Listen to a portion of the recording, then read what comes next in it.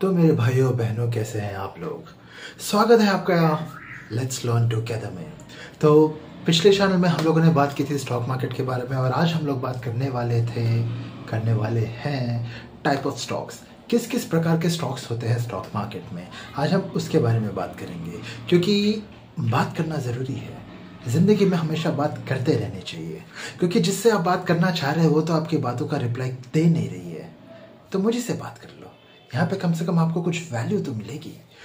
तो सीधी सी बात है, तुम जिस क्रश के पीछे बैठे हो वो तुम्हें रिप्लाई दे नहीं रही तो उसमें मैं क्या कर सकता हूँ। अगर तुम्हें मेरी बात सुन के थोड़ा सा भी दुख लगा है, बुरा लगा है, तो वो तुम्हारी प्रॉब्लम है, मैं कुछ नहीं कर सकता। अब काम की बात पे आते हैं। तो सबसे पहले मैं आपको ये बता दूं कि स्टॉक मार्केट के अंदर दो चीज़ें हैं, एक है NSE एंड एक है BSE, national stock exchange and Bombay stock exchange. तो हमारे जितने भी स्टॉक्स हैं ना, कुछ 7,000 के आसपास स्टॉक्स है स्टॉक मार्केट में और वो इन दोनों के अंदर ही लिस्टेड है।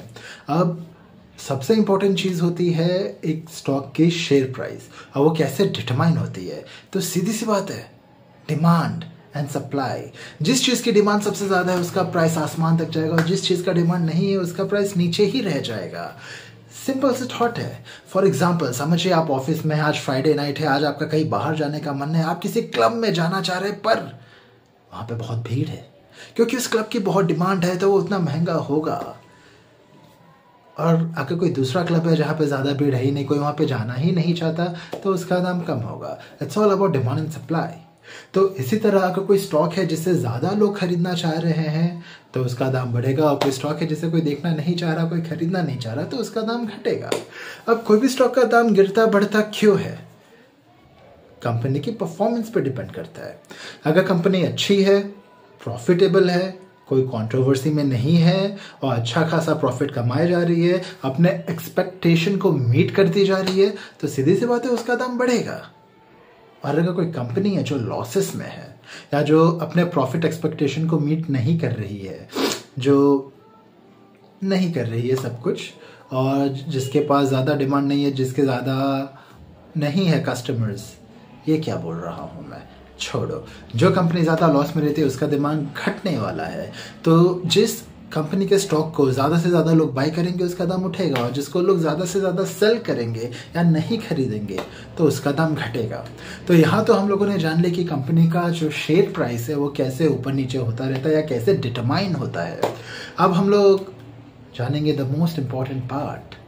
देखिए, 3 टाइप के होते हैं stocks, large cap, mid cap और स्मॉल कैप।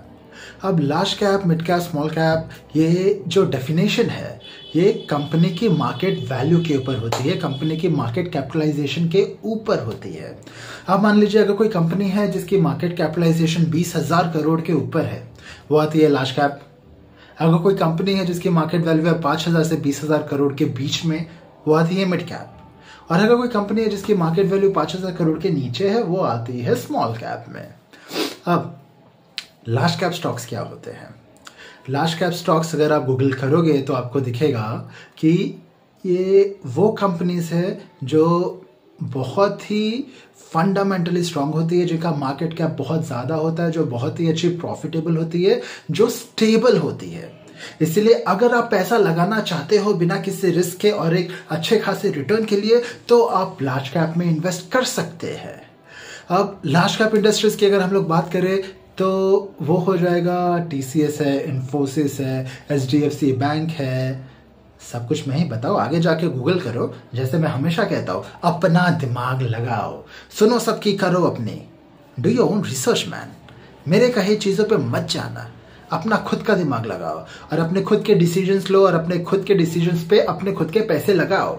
मेरा काम है तुम्हें रास्ता दिखाना, इसलिए बस मुझसे रास्ता पूछो, मेरी बात मत मानो, ठीक है। तो यह था लार्ज कैप। अब मिड कैप स्टॉक्स वो होते हैं ना, जो mid cap stocks are basically growing companies, जो अभी ग्रो हो रहे हैं, जिनके अंदर बहुत ही अच्छा पोटेंशियल है, जो बहुत अच्छे खासे प्रॉफिटेबल है, एंड वो लोग लार्ज कैप बनने के कगार पे हैं, वो लोग लार्ज कैप बनना चाह रहे हैं। मिड कैप कंपनीज के एग्जाम्पल होंगे, जाके गूगल करो, सब कुछ मैं बताऊं यहाँ पे। तो मिड कैप कंपनीज में क्या होता है ना कि दे आर क्वाइट प्रॉफिटेबल, वो लोग लार्ज कैप बनने के कगार में है, तो कभी कभी चांसेस ये है कि मिड कैप में आपको प्रॉफिट थोड़ा सा अच्छा हो जाता है, लार्ज कैप के मुकाबले थोड़ा सा ज़्यादा प्रॉफिट मिल जाएगा आपको मिड कैप में। बट एक डाउन साइड भी है, डाउन साइड सब चीज़ों का होता है, जैसे तुम्हारा भी डाउन साइड होगा, मेरा भी डाउन साइड होगा, तुम्हारी क्रश का भी डाउन साइड होगा, जो तुम्हारे अरमानों को क्रश करते जा रही होगी। खैर वो बात की बात है, let's don't change the topic, let's come back over here. तो डाउन साइड ये है कि उसमें थोड़ा सा रिस्क भी होता है, मतलब कभी कभी क्या होता है ना, अगर शेयर प्राइस अच्छा खासा ऊपर जा रहा है तो कभी कभी थोड़ा सा नीचे भी आ सकता है, क्योंकि मिड कैप स्टॉक्स वो झूले के राइड की तरह होते हैं जो ऊपर नीचे ऊपर नीचे ऊपर नीचे होते रहते हैं, बट लॉन्ग टर्म में ऊपर जाएंगे अगर कंपनी अच्छी है और फंडामेंटली स्ट्रांग है तो।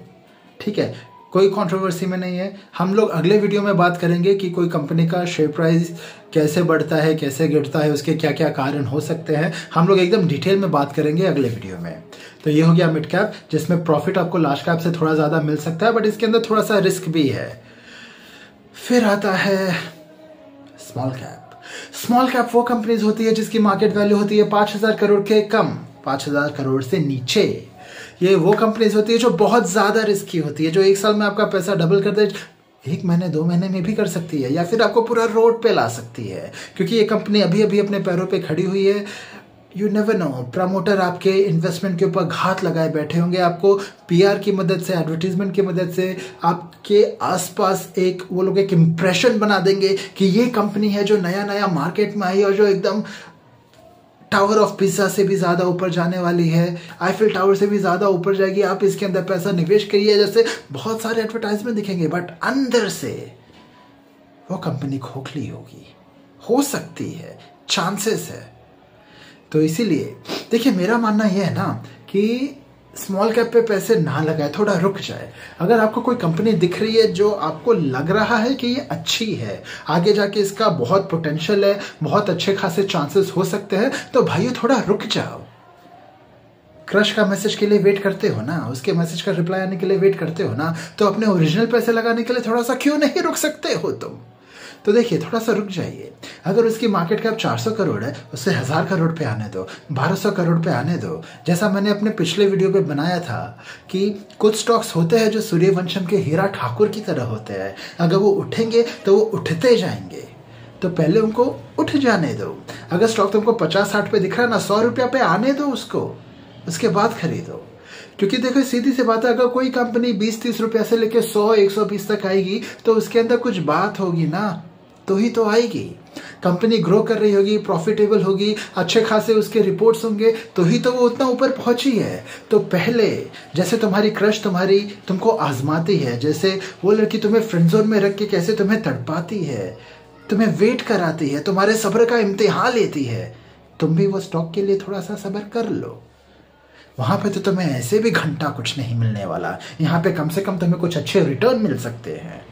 तो इसीलिए मिड कैप स्टॉक के लिए थोड़ा सा वेट कर लीजिए, जब वो स्मॉल कैप के लिए थोड़ा सा वेट कर लीजिए, जब उनका दाम थोड़ा सा बढ़ जाए, जब वो आपको लगने लगे कि थोड़े से स्टेबल हैं, तब जाइए, तब खरीदिए, तब इन्वेस्ट कीजिए। स्मॉल कैप के एग्जाम्पल्स हैं, जाके खुद देखो, खुद सोच करो, क्योंकि मैं चाहता हूं कि आप अपनी अक्ल लगाओ। मैं चाहता हूं कि आप गूगल ओपन करो, मनी कंट्रोल के अंदर जाओ, स्टॉक्स के अंदर जाओ, कंपनी के फंडामेंटल्स देखो, कंपनी का मार्केट कैप देखो, कंपनी के फाइनेंशियल रिपोर्ट्स देखो। दूसरों के बहकावे में मत आओ, जो अच्छे खासे कोर्सेज बनाते हैं, एक पीडीएफ आपको चिपका देंगे, एक स्ट्रैटेजी आपको बता देंगे कि दिन का 15 मिनट आप करेंगे और आप करोड़पति बन जाएंगे। आपको लूट के वो करोड़पति बन रहे हैं, आपके पास तो 100 का 5 रुपया हो गया। समझ रहे हो? तो यूज योर ओन माइंड, दूसरों की बातों में ना आइए। तब तक के लिए बाकी बातें हम लोग करेंगे कल। और please like, share and subscribe करो मेरे भाइयों, क्योंकि व्यूज तो मेरे चैनल पे बहुत आ रहे हैं, पर आप लोग सब्सक्राइब नहीं कर रहे हो। इसलिए मैं कह रहा हूँ, सब्सक्राइब कीजिए, अपने साथ साथ दूसरों का भी भला होने दीजिए, क्योंकि आपको पता है यहाँ पे काम की बातें होती है। हाँ, कभी कभी मैं थोड़ा सा मजाक कर देता हूँ, बट दैट इज ओके। तब तक के लिए good bye, and please like, share and subscribe.